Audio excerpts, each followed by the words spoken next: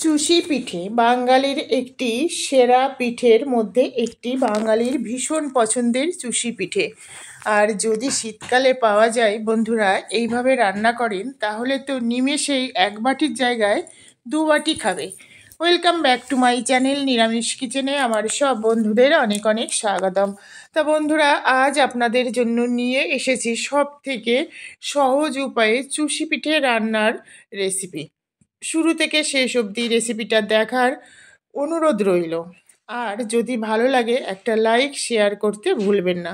তো চলুন কিভাবে এই চুষি পিঠে রান্না করেছি নতুন খেজুরের দুধ দিয়ে। আর খেতে অসাধারণ, কালারটা দেখছেন দারুণ। এই চুষি পিঠে খেতে নিত্য নতুন রেসিপি পেতে অবশ্যই নিরামিষ কিচেনের পাশে থাকতে হবে। যেসব বন্ধুরা আগে থেকে নিরামিষ কিচেনের পাশে আছেন সবাইকে অনেক অনেক ধন্যবাদ। চলুন দেখা যাক কিভাবে পিঠে তৈরি করেছি। পিঠে তৈরি করার জন্য এখানে চালের গুঁড়ি নিয়েছি। এই চালের গুঁড়িটা আপনারা বাড়িতেও তৈরি করে নিতে পারেন অথবা কেনা গুঁড়িও নিতে পারেন। প্রথমে একটা আটা কেটে নিতে হবে। এটা জল দিয়ে দিলাম। ধরুন এক বাটি যদি চালের গুঁড়ি দিই, সেখানে আমাকে দু বাটি জল দিতে হবে। জাস্ট সামান্য একটু নুন দিয়ে দেব, হালকা একটু নুন। এটা অপশনাল, আপনারা চাইলে দিতেও পারেন, নাও দিতে পারেন।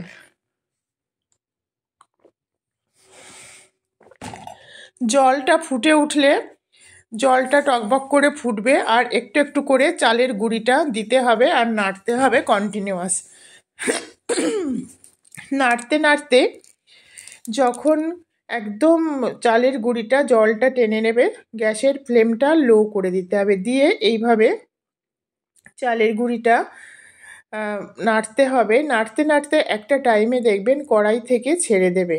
গুঁড়িটা এমনভাবে নাড়তে হবে যেন নরম না থাকে আর খুব বেশি শক্ত না হয়। যখন কড়াই থেকে ছেড়ে দেবে তখন বুঝতে হবে চালের গুঁড়িটা চুষি পিঠে তৈরি করার জন্য পারফেক্ট হয়ে গেছে। একটা ডো মানে আটা মাখা যেটাকে আমরা বলি, এক একজন এক এক ভাষায় বলে, একদম পারফেক্ট হয়ে গেছে। এই আটা কাড়াটা কিন্তু একটু ক্রিটিক্যাল বন্ধুরা। হাতে নিয়ে আপনাদের দেখাচ্ছি। যদি এইভাবে ডোলে দেখুন হাতে পাক এসে গেল, তখন আপনারা বুঝবেন যে না, এই আটাটা হয়ে গেছে, একদম রেডি, ঠিকঠাক চুষি পিঠে কাটার জন্য। এইবার একটা বাটিতে আমি তুলে নেব। নিয়ে এটাকে কোনো ভিজে কাপড়, সাদা কোনো ভিজে কাপড় দিয়ে ঢাকা দিয়ে রাখবেন, অথবা সেটা যদি না থাকে তাহলে কোনো থালা বা বাটি দিয়ে ঢাকা দিয়ে রাখবেন। আমার কাছে সাদা কাপড় নেই, কালার কাপড় আছে কিন্তু সাদা কাপড় নেই বন্ধুরা, তাই থালা দিয়ে ঢেকে রেখেছি। এইবার একটু ঠান্ডা হলে আর একটু চালের গুঁড়ি হোক ময়দা হোক যেটা খুশি নিয়ে এইভাবে একটু একটু করে আটাটাকে নিয়ে মাখতে হবে। ভালোভাবে মাখা হলে তবেই কিন্তু চুষি পিঠে কাটা ভালো হবে। খুব সহজে আপনাদের আজকে দেখাবো।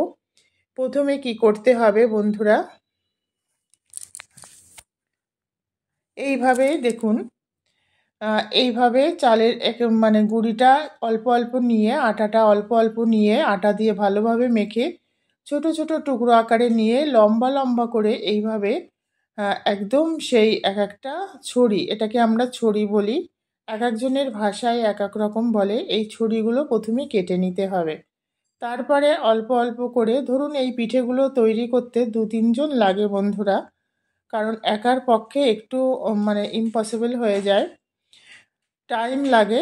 তা একজনে কেটে দিল। দেখুন আমার মা এটা মানে চুষিটা কাটছে, ওনার হাতে একটু প্রবলেম আছে, কাটতে টাইম লাগে। আগে ভীষণ স্পিডলি কাটতো। হাতে এই দেখুন ছোট্ট ছোট্ট দানার মতো এই যে কাটছে লম্বা লম্বা। মার কাটা ভীষণ সুন্দর হতো আগে, এখন বয়স হয়ে গেছে আর সেইভাবে হাতে প্রেশারাইজড করেও কাটতে পারে না। আমি আপনাদের কেটে দেখাচ্ছি, দুভাবে কাটতে পারেন। ওইভাবে ছড়িয়ে পাকিয়ে হাতে এবারে এইভাবে পেঁচিয়ে দিয়েও কাটতে পারেন। এইভাবে এক ডলা মারলে কিন্তু কাটা হয়ে যায়। আবার অন্যভাবেও কাটা হয়, সেটা না হয় আর একদিন দেখাবো, কারণ সবাই তো আর সবভাবে কাটতে পারেন না। দেখুন কাটতে কাটতে কতগুলি কাটা হয়ে গেল খুব নিমেষে। এটা মনে হয় মানে 1 ঘন্টা লেগেছে কাটতে এই পিঠেগুলো। যারা একদমই চুষি কাটতে পারেন না তারা এইভাবে কেটে নিতে পারেন খুব সহজ উপায়ে। আর অনেকে আছেন যে বাইরে থেকে কিনে খান, তাদের উদ্দেশ্যে একটি কথাই বলবো, দেখুন বাইরের খাবার আর ঘরের খাবার এটার মধ্যে বিস্তর পার্থক্য আছে সব দিক থেকেই। এইভাবে যদি আপনাদের অসুবিধা হয়, তবুও দেখিয়ে দিচ্ছি। দেখুন এইভাবে শিল নেবেন, সবার বাড়িতেই শিল আছে, বা কোনো বড় থালা বা রুটি বেলাং চাকি যেটাকে বলে সেটা নেবেন। এইভাবে লম্বা লম্বা করে দেখুন ছড়িগুলো আমি কেটে দিচ্ছি, এইভাবে পাকিয়ে দিচ্ছি, মা ওদিকে বেলাং চাকিতে কাটছে। তো এইভাবে ছড়িগুলো অন্তত দুজন লাগে, কেউ ছড়িগুলো কেটে দিল এইভাবে, আর চুষিগুলো কাটছে। আর ছোটোবেলায় মা যখন কড়াই ভরে পিঠা বানাতো, তখন আমি এইভাবেই ছড়িগুলো কেটে দিতাম। চুষি পিঠে সেইভাবে খুব একটা কাটতে পারতাম না, বা কোনোদিন চেষ্টাও করিনি। এখন তো নিজের সন্তানের জন্য তৈরি করতে হয়। এইভাবে ছড়িগুলো খুব সুন্দরভাবে কাটা হয়ে গেছে। একজনে ছড়িগুলো কেটে দিল, আর একজনে পাশ থেকে চুষিগুলো কাটতে শুরু করলো, তাহলে খুব তাড়াতাড়ি রেডি হয়ে যাবে। তা চলুন এটা এবার কিভাবে রান্না করব দেখা যাক। রান্না করার জন্য এখানে আমি 1 বাটি চালের গুঁড়ির চুষিটা কেটে নিয়েছি। এখানে কিন্তু প্রায় 2 কিলো দুধ আছে বন্ধুরা, জ্বালিয়ে ঘন করে নিয়েছি, দেখতেই পাচ্ছেন। এই দুধের মধ্যে দিয়ে দেব 1 চামচ গাওয়া ঘি। ঘিটা কেন দিচ্ছি বন্ধুরা, আজকে যে চালের গুঁড়িটা আমি রান্না করেছি, মানে চুষি পিঠে করছি, সেই চালের গুঁড়িটা কিন্তু কেনা চালের গুঁড়ি। কেনা চালের গুঁড়ি যারা খান তারা জানেন, আর যারা বাড়িতে তৈরি করে খান তারাও জানেন। বাড়িতে তৈরি চালের গুঁড়িটা কিন্তু অন্যরকম হয়, আর কেনাটা অতটা ভালো হয় না, কারণ ওটা তো মেশিনে তৈরি হয়, আর কি চাল দিয়ে আদৌ করা হয় সেটাও জানা হয় না। এর মধ্যে তেজপাতা দিয়ে দিলাম, কাঁচা তেজপাতা দিলে ভীষণ ফ্লেভার ভালো হয়। ঘিটা দিলে কি হবে, তাহলে যে চুষিগুলো আছে সেগুলি কিন্তু একটার গায়ে একটা লাগবে না, ঘেটে যাবে না, একদম ঝরঝরা পোলাওয়ের মতো হবে, খুব সুন্দর। এখানে কিছুটা পরিমাণ দুধ তুলে নেব, আর দুধ কতটা ঘন আপনারা দেখেই বুঝতে পারছেন দুধ কতটা ঘন। তা এই দুধটা তুলে নিলাম, এর মধ্যে মিল্ক পাউডার দিয়ে দেব। দুধ যতটা ঘন হবে চুষি পিঠের স্বাদও কিন্তু ততটাই ভালো হবে। এখানে 100 গ্রাম মতো মিল্ক পাউডার দিয়ে দেব, আর এটা উষ্ণ গরম দুধেই কিন্তু মিল্ক পাউডারটা গোলাবেন, না হলে বেশি গরম দুধে যদি মিল্ক পাউডার গোলান তাহলে গোটা গোটা থেকে যাবে, দুধ ভালোভাবে গুলবে না। তা দুধটা গোলানো হয়ে গেছে, এইবার এর মধ্যে এটাকে দিয়ে দেব, দিয়ে আর একটু ভালোভাবে নাড়াচাড়া করব। আর একটু ভালোভাবে নাড়াচাড়া করে দেখুন খুব সুন্দর দারুণ একটা ফ্লেভার বেরিয়েছে, আর কালারটাও খুব সুন্দর এসছে। এইবার দেব গুড়। হ্যাঁ বন্ধুরা, নতুন খেজুরের গুড় দিয়ে আজকে চুষি পিঠে হচ্ছে। পরিমাণ মতো গুড় দেব, মিষ্টি কে কতটা খায় সেটা ডিপেন্ড করছে যার যার নিজস্বতার উপর। তো গুড়টা আপনারা চাইলে গুঁড়ো করেও দিতে পারেন, আর চাইলে গোটাও দিতে পারেন, কারণ এটা জালে পড়লে একদম গলে যাবে খুব সুন্দরভাবে, চারিদিকে মিক্সড হয়ে যাবে গরম দুধে। তো এইভাবে ভালোভাবে মিক্সড করে নিলাম। আস্তে আস্তে দেখবেন কালারটা চেঞ্জ হতে থাকবে। আর নলিন খেজুরের গুড়, একদম নতুন খেজুরের গুড়, এই গুড়টা তো এই সিজনেই পাওয়া যায় বন্ধুরা, সব সময় পাওয়া যায় না। দেখুন কালারটাও চেঞ্জ হয়ে গেছে। এইবার আস্তে আস্তে চুষি পুটিগুলো আমি ছেড়ে দেবো, অল্প অল্প করে ছেড়ে দেব, আর এটা কিন্তু নাড়তে হবে। যদি ঘিটা না দিতাম তাহলে কিন্তু লেগে যাওয়ার সম্ভাবনা থাকতো, যেহেতু ঘিটা দিয়েছি তাই এই চুষি পিঠেটা ধরে যাবার বা একটার গায়ের সঙ্গে একটা লেগে যাওয়ার কোনো সম্ভাবনাই নেই।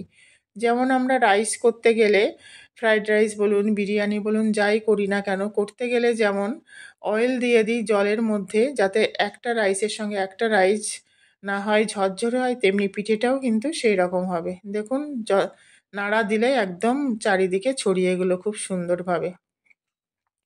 তো এইভাবে চুষি পিঠে আপনারা বাড়িতে তৈরি করুন, নিজেরা তৈরি করে খান এবং বাড়ির সবাইকে খাওয়ান, দেখবেন ভীষণ ভালো লাগবে। আর এই 4টে কুলি পিঠে আমার মা বানিয়েছে। এটা অনেকেই আছে চুষি পিঠের মধ্যে এইভাবে ছোট্ট ছোট্ট কুলি পিঠে আকারে দেয়, তো এটা বানিয়েছে, আপনাদের দেখালাম, দিয়ে দিলাম। এইবার দেখুন পিঠের কালারটা কত সুন্দর হয়েছে। আর এর মধ্যে একটু নামানোর আগে এলাচের গুঁড়ো আর ঘি দিয়ে নামিয়ে নেবেন। আমার কাছে এলাচটা আজকে ছিল না তাই দিতে পারিনি, এটা বলে দিলাম।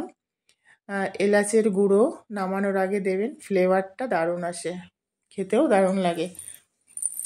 তো এইভাবে পিঠেটা দেখুন অলমোস্ট হয়েই গেছে, আর একটু জাল হবে, আর 2 থেকে 3 মিনিট জাল দিয়ে পিঠেটা কিন্তু নামিয়ে ঠান্ডা করে সার্ভ করে নেব।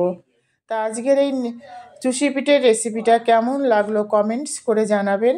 যেসব বন্ধুরা নিরামিষ কিচেনের পাশে আছেন সবাইকে অনেক অনেক ধন্যবাদ, প্রীতি, শুভেচ্ছা, ভালোবাসা, আর বড়দের আমার সশ্রদ্ধ প্রণাম।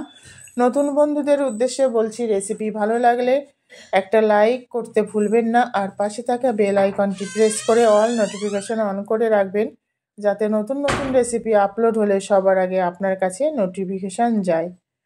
আর এই রকম চুষি পিঠে বানিয়ে অবশ্যই খাবেন। যারা চাইছেন যে পিঠে কাটতে পারি না তারা শিখে নিন, পিঠে কাটা একদম সহজ, কোনো কাজই কঠিন নয়, চেষ্টা করলেই কিন্তু হয়। আর একবার যদি আপনি পেরে যান তাহলে বাইরের খাবার খাওয়ার কথা ভুলে যাবেন, ঘরের খাবারের আলাদা টেস্ট অন্যরকম। তা দেখুন পিঠেটা এখনও ঠান্ডা হয়নি, আমি সবে গ্যাস থেকে নামিয়ে টেবিলে নিয়ে আসলাম, ধোঁয়া উঠছে, তার মধ্যেই খাওয়ার জন্য সব ছটফট করছে। আমি একটু দেখাচ্ছি আপনাদের, ধোঁয়া উঠছে দেখুন, একদম এক্ষুনি নামিয়ে নিলাম। কতটা মানে ঝরঝরে দুধ দুধ পিঠে হয়েছে। আর যে দুধটা দেখছেন না বন্ধুরা, এটা কিন্তু একদম শুকিয়ে যাবে, 1 ঘন্টা পরে অনেক শুকিয়ে যাবে।